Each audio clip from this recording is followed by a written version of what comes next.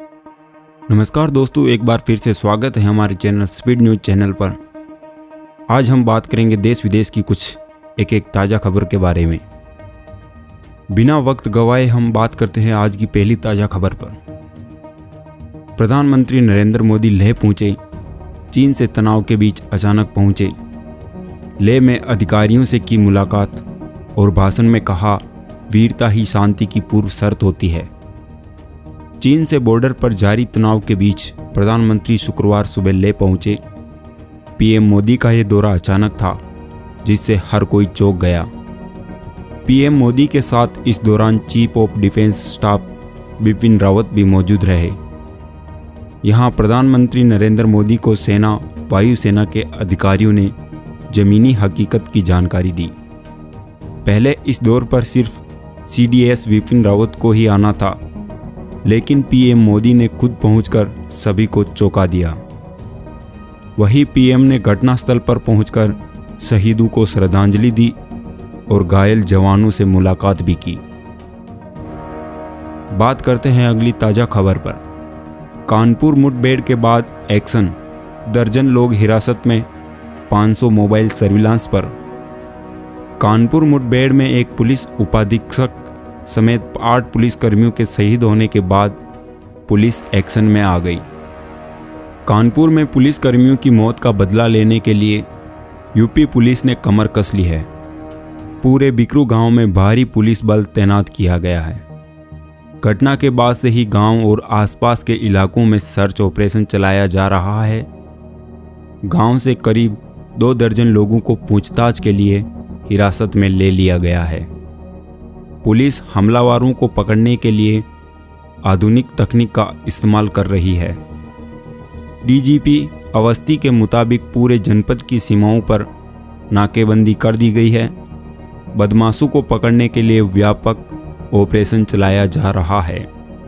घायल पुलिसकर्मियों को बेहतर इलाज मिले, इसके लिए खास इंतजाम किए गए हैं। बढ़ते हैं अगली ताज़ा खबर पर। 15 अगस्त को लॉन्च हो सकती है कोरोना की देसी वैक्सीन कोवैक्सीन। कोरोना के बढ़ते संक्रमण के बीच एक अच्छी खबर आ रही है। 15 अगस्त को कोरोना की वैक्सीन कोवैक्सीन लॉन्च हो सकती है। हाल ही में कोवैक्सीन को ह्यूमन ट्रायल की इजाज़त मिली है। ICMR की ओर से जारी लेटर के मुताबिक 7 जुलाई से ह्यूमन ट्रायल के लिए इनरोलमेंट शुरू हो जाएगा। इसके बाद अगर सभी ट्रायल सही होंगे तो आशा है कि 15 अगस्त तक कोवैक्सीन को लॉन्च किया जा सकता है। बढ़ते हैं अगली खबर पर। लालू राबड़ी राज में हुई गलतियों के लिए तेजस्वी यादव ने मांगी माफ़ी। बिहार चुनाव से ठीक पहले तेजस्वी यादव ने एक बड़ा दांव चल दिया है। RJD नेता तेजस्वी यादव ने 15 साल के लालू राबड़ी शासनकाल में हुई गलतियों के लिए माफ़ी मांगी है। बिहार के पूर्व उप मुख्यमंत्री तेजस्वी यादव ने कहा है कि 15 साल के RJD शासनकाल के दौरान जो भी हुआ उस वक्त हम छोटे थे और सरकार में क्या हो रहा था हम कुछ नहीं जानते थे। तेजस्वी ने आगे संबोधित करते हुए कहा है कि बिहार की जनता उनको एक और मौका देगी तो वे उनको निराश नहीं करेंगे और जनता से अपील की कि अगर वे एक कदम आगे चलेंगे तो वे खुद 4 कदम आगे बढ़ने को तैयार है। तो दोस्तों, आपकी क्या राय है? बिहार में अब की बार किसकी सरकार बनेगी? कमेंट करके ज़रूर बताएं। बात करते हैं अगली बड़ी खबर पर। बॉलीवुड की डांसिंग क्वीन नहीं रही। जी हाँ दोस्तों, सरोज खान का दिल का दौरा पड़ने से निधन हो गया। उन्हें शुक्रवार सुबह 7 बजे मल्लाड़ कब्रिस्तान में सुपुर्दे खाक किया गया। बता दें कि बॉलीवुड में डांसिंग क्वीन के नाम से मशहूर कोरियोग्राफर सरोज खान का 71 की उम्र में गुरुवार देर रात दिल का दौरा पड़ने से निधन हो गया है। कई दिनों से सांस लेने में तकलीफ के कारण बांद्रा के हॉस्पिटल में भर्ती थी। हालांकि उनका कोरोना टेस्ट नेगेटिव आया था। बढ़ते हैं अगली ताज़ा खबर पर। पाकिस्तान में सिख श्रद्धालुओं की मौत। कराची के पास बस ट्रेन की टक्कर में 19 सिख श्रद्धालुओं की जान गई। बिना फाटक वाले रेलवे क्रॉसिंग की वजह से हुआ हादसा। पाकिस्तान में शुक्रवार दोपहर एक ट्रेन हादसे में 19 सिख श्रद्धालुओं की मौत हो गई है। सिख श्रद्धालुओं को ले जा रही बस लाहौर से कराची जा रही शाह हुसैन एक्सप्रेस से टकरा गई। ये टक्कर फारुखाबाद स्टेशन के पास हुई। जानते हैं अगली खबर के बारे में। भारत ने अंतर्राष्ट्रीय उड़ानों पर प्रतिबंध 31 जुलाई तक बढ़ाया। पहले 15 जुलाई तक रोक लगाई थी। अंतर्राष्ट्रीय उड़ानों पर लगा प्रतिबंध सरकार ने 31 जुलाई तक बढ़ा दिया है। पहले इन पर 15 जुलाई तक रोक लगाई गई थी। इस महामारी के कारण भारत ने 23 मार्च से अंतर्राष्ट्रीय यात्री उड़ानों पर प्रतिबंध लगा रखा है। वहीं देश में 25 मई से घरेलू उड़ानें शुरू कर दी गई है। इसके लिए डिटेल गाइडलाइंस भी जारी कर दी गई है। बात करते हैं अगली खबर पर। आज से वंदे मातरम मिशन का चौथा फेज। वंदे भारत मिशन का चौथा फेज शुक्रवार से शुरू हो गया है। इसके तहत एयर इंडिया 3 से 15 जुलाई तक 17 देशों से 170 फ्लाइट संचालित करेगी। ऐसे में विदेश में फंसे भारतीयों को लाने के लिए सरकार ने 6 मई से वंदे भारत मिशन शुरू किया था। बात करते हैं अगली ताज़ा खबर पर। हर महीने 90 लाख मास्क और 76 लाख ग्लव्स यूज होते हैं।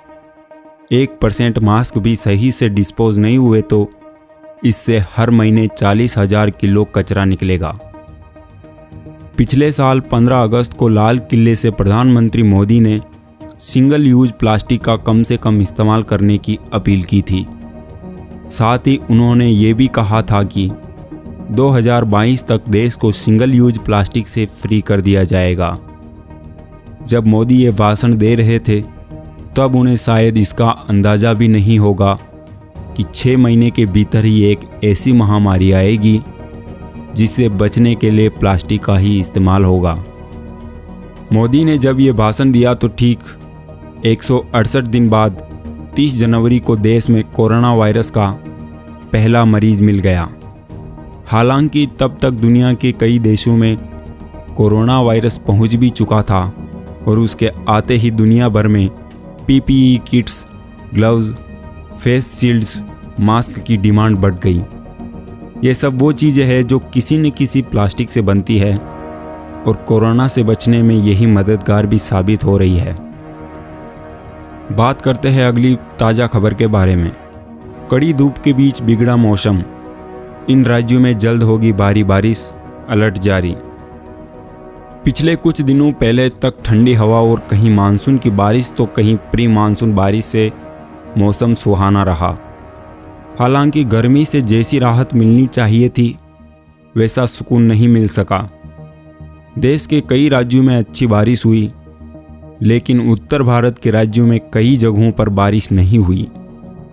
राजधानी दिल्ली में भी काफ़ी बारिश हुई, लेकिन साथ में लगे एनसीआर के कुछ शहरों में खुलकर बारिश ना हो सकी, जिस कारण वहां अभी भी गर्मी से बुरा हाल है।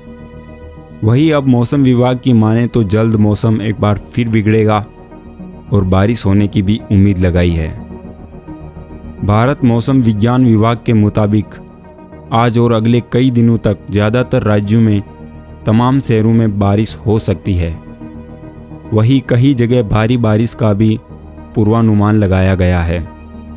विभाग द्वारा कोंकण, गोवा, उप हिमालय, पश्चिम बंगाल, सिक्किम, मध्य महाराष्ट्र, पूर्वी मध्य प्रदेश, बिहार, असम, मेघालय, तटीय आंध्र प्रदेश, यनम, तटीय कर्नाटक, गुजरात क्षेत्र, उत्तराखंड, पूर्वी उत्तर प्रदेश, सौराष्ट्र, कच्छ, विदर्भ, छत्तीसगढ़ और गुजरात राज्य में भी भारी से भारी बारिश होने का पूर्वानुमान लगाया गया है।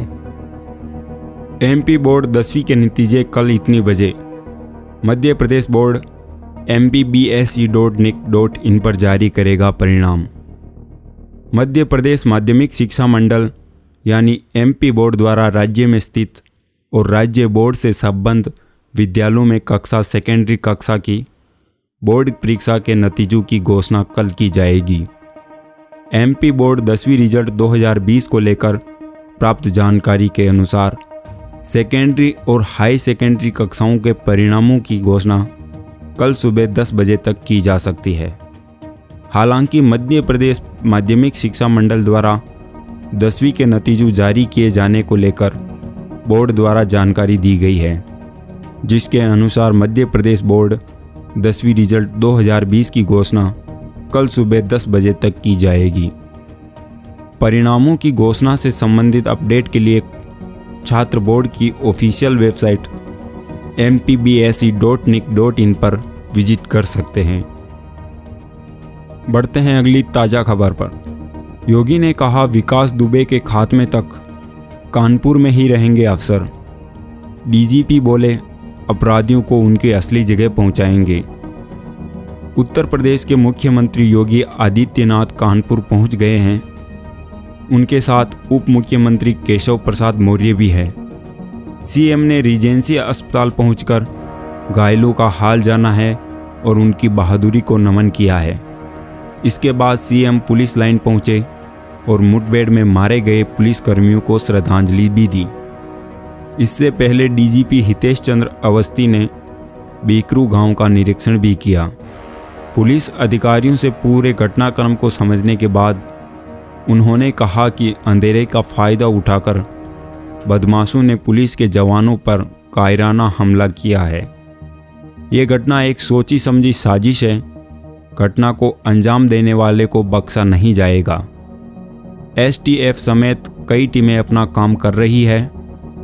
मुख्यमंत्री योगी आदित्यनाथ अफसरों को 2 टूक शब्दों में कहा है कि जब तक पुलिस टीम बदमाश विकास दुबे को पकड़ नहीं लेती है या उसका एनकाउंटर नहीं हो जाता है, तब तक पुलिस के बड़े अधिकारी कानपुर में ही कैंप करेंगे।